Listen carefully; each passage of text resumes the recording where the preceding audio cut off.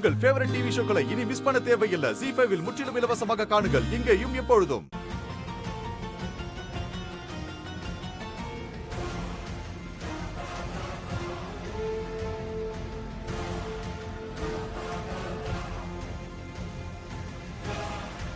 Feel பண்ணாத சீனு, ஏதோ ஆக்சிடென்டெல்லாம் நடந்துருச்சு. நாம என்ன பண்ண முடியும்? அடுத்தது என்ன செய்யலாம்னு பார்க்கலாம். இப்போ உனக்கு சந்தோஷமா இருக்கும்ல?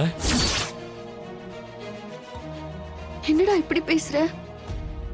நான் ஏன் சந்தோஷப்பட போறேன்? நேத்து தான் சொன்னேன், புதுலோட வித்து உன் காசை கொடுத்துருவேன். அதுவும் போச்சு.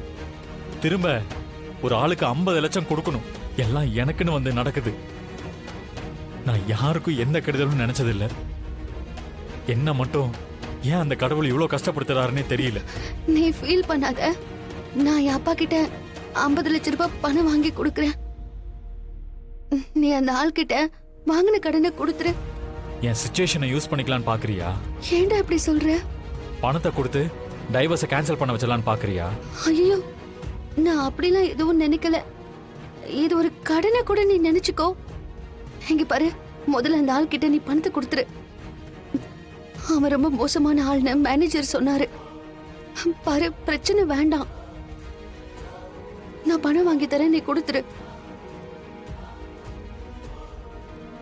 இங்க பாரு, எவ்வளவு பணமா இருந்தாலும் பரவாயில்ல, நான் கொடுத்துக்கிறேன். உங்ககிட்ட இருந்து 1 ரூபா கூட எனக்கு வேண்டாம். ப்ளீஸ் சீனு, புரிஞ்சுக்கோ. எதுவும் தேவையில்லை.